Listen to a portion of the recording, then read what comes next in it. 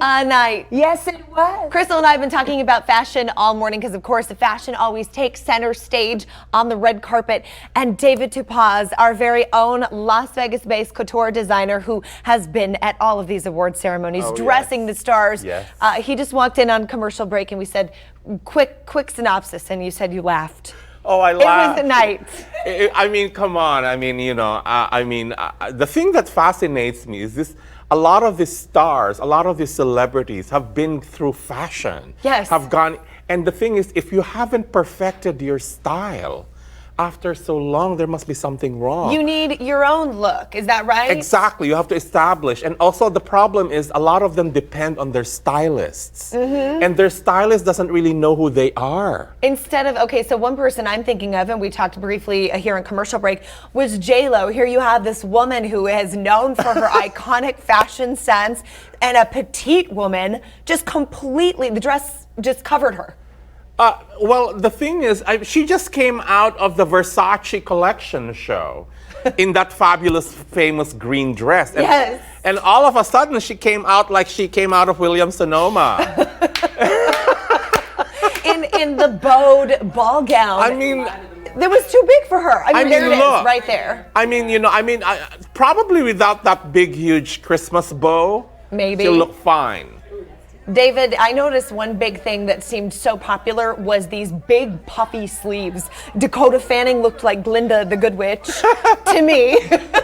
But the puffy sleeves on these very petite actresses made them all look larger. Yeah, the thing is, you have to remember, not because it's in a trend or not because it's in fashion, it applies to you. You know, I mean, stars are not expected to be fashion models on the runway. It probably looked good in a Valentino show, but then in real life, it has to apply to your personal taste.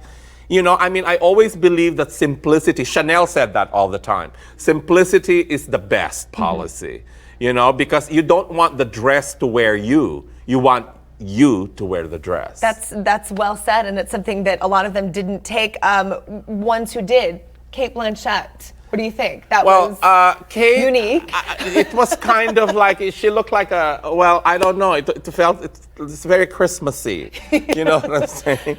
But then she has always been so elegant. I don't know who the style is that, you know, she didn't stand out. One of your favorites, Renee Zellweger? Oh, definitely. Renee and Nicole Kidman. Because, and what would you, I mean, for me as a viewer, I'm looking and I said, wow, they look so classy and elegant and simple. Exactly, and they stood out. You looked at the woman, you didn't look at her dress, you know, you looked at the person.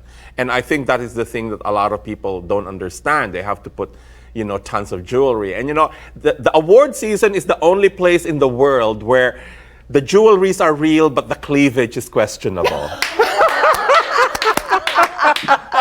Well done. David, on top of it this morning, I love this. Final question. This is like a prelude to what we'll see more of at the Oscars. You think the puffy and all this avant-garde, very large dresses for the Oscars? I don't know, but I hope, you know, a lot of, you have to put common sense in dressing up. Not just because you see it in the covers of the magazine or you see it on the runway. It means it applies to you. Okay. No, personal style is very important. And a lot of the things in the past, the studios actually helped stars do that. I mean, and the thing is, there were no stylists then. Like Audrey Hepburn worked directly with Givenchy. You know, Valentino worked directly with Elizabeth Taylor. And it just looked different, didn't it? And you never see a bad picture of these movie stars. Okay, so things have changed. David, thank you so much for being here this thank you morning. for having me. I It was love so this. much fun. We're going to talk more Oscars, of course, coming up later in the show, but I think your statement was the best, Kelly. I'm still laughing about that.